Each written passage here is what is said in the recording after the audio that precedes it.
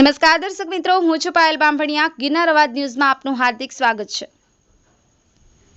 ગીરગઢડા જંગલ વિસ્તારમાં આવેલ પ્રાચીન મિની અમરનાથ કહેવાતું ટપકેસર મહાદેવના મંદિરે શ્રાવણ માસમાં અદ્ભુત દર્શનાર્થી શિવભક્તો।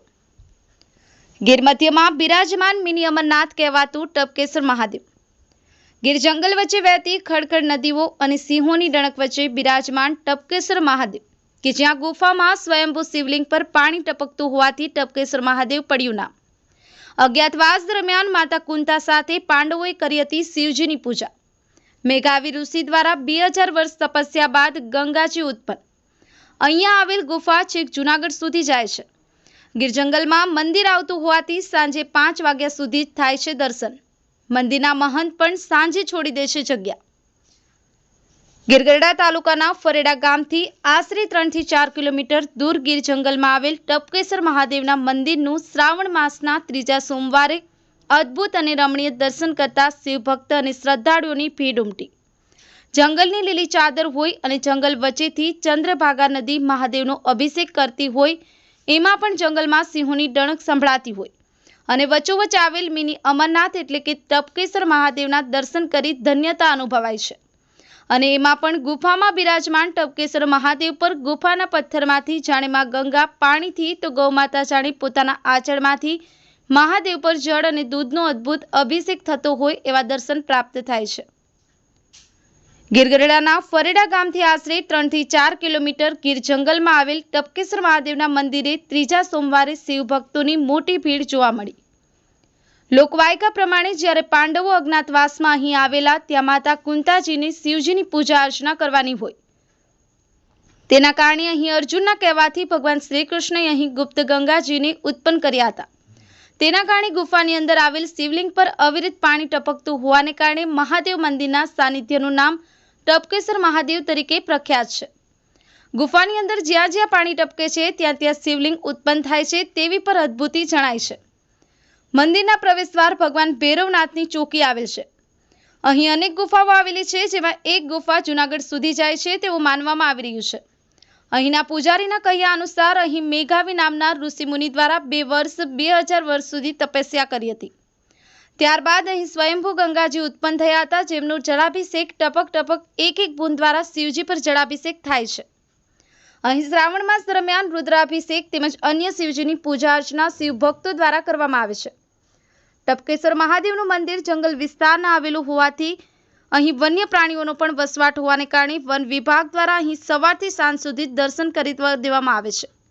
ચોમાસા દરમિયાન અનેક જગ્યાએ ઝરણાઓ, લીલી વનરાયું તો નજરે અનહદ આકર્ષક જોવા મળી રહી છે। આ જગ્યાનો દેખભાળ મુક્તાનંદ બાપુ દ્વારા કરવામાં આવી રહ્યો છે, જ્યારે વન વિભાગ દ્વારા અને પ્રકૃતિ પ્રેમીઓ દ્વારા ગીર જંગલ આવેલ મિની અમરનાથ કહેવાતું ટપકેસર મંદિર આવતા ભક્તોને એક વિનંતી પણ કરાઈ છે કે અહીં આવતા દર્શનાર્થીઓ પ્લાસ્ટિક બેગનો ઉપયોગ ન કરે અને ધૂમ્રપાન પણ ન કરે, આપણી પ્રકૃતિની સંભાળ કરે તેવી અપીલ પણ કરાઈ। શ્રાવણ માસ દરમિયાન આ મંદિરે શ્રદ્ધાળુઓ દ્વારા અલગ અલગ પૂજા અર્ચના પણ કરવામાં આવે છે અને ભગવાન ટપકેસર મહાદેવ ભક્તોની મનોકામના પણ પૂર્ણ કરે છે અને જંગલનો નજારો અને એમાં પણ દેવાથી દેવના દર્શન થાય એટલે ભવપાર થઈ જાય। બ્યુરો રિપોર્ટ, ગિરનાર અવાજ ન્યૂઝ, ધર્મેશ સત્યની સાથે।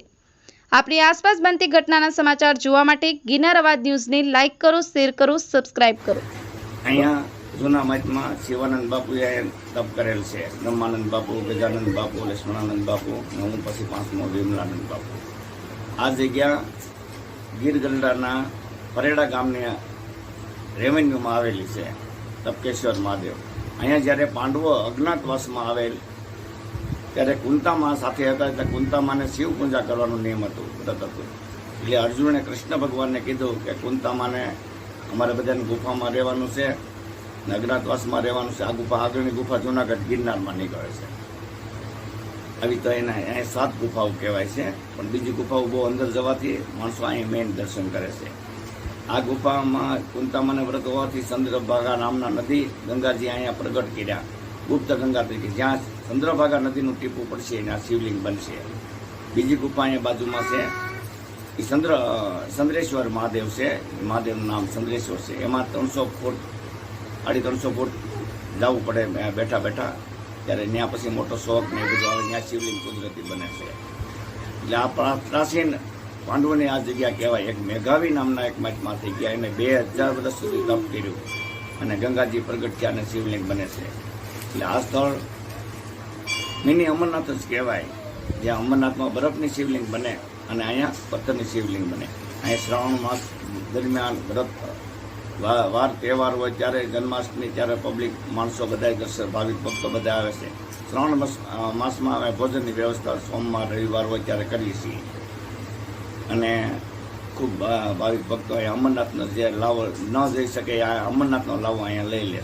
હરિઓમ હરિઓમ. તમારું નામ? મારું નામ હર્ષા છે. અમે દીવથી આવ્યા છીએ. અમે રહીએ છીએ લંડનમાં ને અમે અહીંયાનું નામ સાંભળ્યું હતું કે અહીં તપકેશ્વર મહાદેવ છે, તો અમે અહીંયા આવ્યા. અમને આવીને બહુ આનંદ થયો. અહીંયા પાણી પડે છે અને અમરનાથ જેવી અમને ફિલિંગ બી થઈ છે. અમને બહુ સારું લાગ્યું. અમે આવીને બહુ અહીંયા ખુશ થયા અને અહીંયા આવવાથી બધા શ્રદ્ધાળુની ઈચ્છા પૂરી થાય છે એવું અમે સાંભળ્યું છે, કે અમને બહુ આનંદ થયો. તમે ગુફાની અંદર દર્શન કર્યા ભગવાન? અમે ભગવાનની અંદર ગુફાની અંદર દર્શન કર્યા અને પાણી બી ચડાવ્યું અને દૂધ બી ચડાવ્યું. અમને બહુ આનંદ થયો છે ચડાવીને. પરિચય? મારું નામ અશ્વિનસિંહ પરમાર છે. મારું બાજુનું ગામ અહીં આલીદર ગામનું વતની છું અને અમે અત્યારે આજે શ્રાવણ મહિનાના દિવસોમાં અમે તપકેશ્વર મહાદેવના દર્શનાર્થે આવેલા. અને આ જગ્યાની વાત કરીએ તો આ જગ્યાને ગીરનું એક મિની અમરનાથ તરીકે ટૂંકમાં ઓળખવામાં આવે છે. અને આ શ્રાવણ માસમાં વધુ પડતા યાત્રાળુ અને શિવ ભક્તો અહીં આવે છે. અને આ જગ્યામાં ટપકેશ્વર મહાદેવની ઉપર જે શિવલિંગ છે, શિવલિંગ ઉપર ગુફાની ઉપરથી પાણીનો ટૂંકમાં અભિષેક થાય છે. ત્યાં શિવલિંગ ઉપર થાય છે અને જ્યાં જ્યાં પાણી પડે છે ત્યાં સ્વયંભૂ શિવલિંગ ઉત્પન્ન થાય છે, જ્યાં શિવલિંગ જોવા મળે છે. અને આ જગ્યાનું જ પાંડવો વખતથી જગ્યાનું મહત્વ છે. અને લોકવાયકા પ્રમાણે અહીં પાંડવો ટૂંકમાં જ્યારે જંગલમાં નહોતા ત્યારે આ જગ્યા ઉપર પૂજા કરેલી અને લોકવાયકા પ્રમાણે આ જગ્યા ટૂંકમાં પાંડવો વખતથી માનવામાં આવે છે. શ્રાવણ માસ દરમિયાન કેવી પૂજા અર્ચનાઓ? શ્રાવણ માસમાં ખાસ બહુ ભીડ જોવા મળે છે. શ્રાવણ માસમાં શનિ રવિ હોય, સોમવાર હોય ત્યારે બહુ જ ભીડ હોય છે. સાતમ આઠમનો તહેવાર હોય છે ત્યારે પણ ખૂબ જ ભીડ હોય છે. અને બહુ આજુબાજુના વિસ્તારોમાંથી, જિલ્લાઓમાંથી ને બધા વિસ્તારોમાંથી બહુ જ સંખ્યામાં ટૂંકમાં એ ભીડ જોવા મળે છે. લોકોને શું સંદેશો? લોકોને સંદેશો આપવા માટે કે ખાસ કરીને કે જે જંગલ વચ્ચે જે પ્રાકૃતિકની જગ્યામાં આવતા હોય, કોઈ પણ પ્રાકૃતિક જગ્યા હોય તો પ્રાકૃતિક જગ્યાનો ટૂંકમાં લાવો લે. કોઈ અહીંયા પ્રાકૃતિક જગ્યાને નુકસાન ન પહોંચે. અને ખાસ કરીને અત્યારે જે પ્લાસ્ટિક છે જ્યાં ત્યાં રસ્તા ઉપર ફેંકી દે છે, તો એક રસ્તા વચ્ચે કોઈ પ્લાસ્ટિક ન ફેંકે અને જે યોગ્ય નિકાલ કરે, પ્લાસ્ટિકના જે કચરા પેટી મૂકેલ છે તેમાં તેના પોતાનો નિકાલ કરે એવી. આપનો પરિચય? મારું નામ છે જીગર પંડ્યા અને હું અત્રે આપણે જે સ્થાને ઊભા છીએ ટપકેશ્વર મહાદેવની નજીક એક કોડીનાર તાલુકો છે ત્યાંનો વતની છું. ખાસ વાત કરીએ તો આ ટપકેશ્વર મહાદેવ ગીર જંગલની વચ્ચે આવેલો છે અને અહીંનો મહિમા શું છે અને ઇતિહાસ શું? તો ટપકેશ્વર મહાદેવ લોકવાયકા પ્રમાણે પાંડવો વખતની જગ્યા છે. પાંડવો અહીંયા પૂજા સેવા કરેલી છે મહાદેવની, એટલે મહાદેવ સ્વયંભૂ છે અહીંયા હાજર. અને કહેવામાં આવે છે કે મિની અમરનાથ તરીકે પણ ઓળખાય છે. અને શ્રાવણ માસમાં ખાસ કરીને અનેક જગ્યાઓથી અહીંયા શિવ ભક્તો દર્શનાર્થે આવે છે. એટલે એક ગીરની અંદર એક મહાદેવનું અલગ સ્થાન છે ટપકેશ્વર મહાદેવ. વાત કરીએ તો અંદર કે ગુફા આવેલી છે, ગુફાની અંદર પાણી ટપકે છે અને સ્વયંભૂ લિંગો ઉત્પન્ન થાય છે. હા, તો એ અનેક હજારો વર્ષોથી અહીંયા એક જે મહાદેવની ગુફા છે એમાં એકદમ નેચરલ રીતે મહાદેવ ઉપર ગુફાની અંદર જથી પાણીનો અભિષેક થાય છે નેચરલી તરીકે. તો વધુ આ મતલબ એટલા માટે સ્વયંભૂ ટપકેશ્વર મહાદેવ કહેવામાં આવે છે.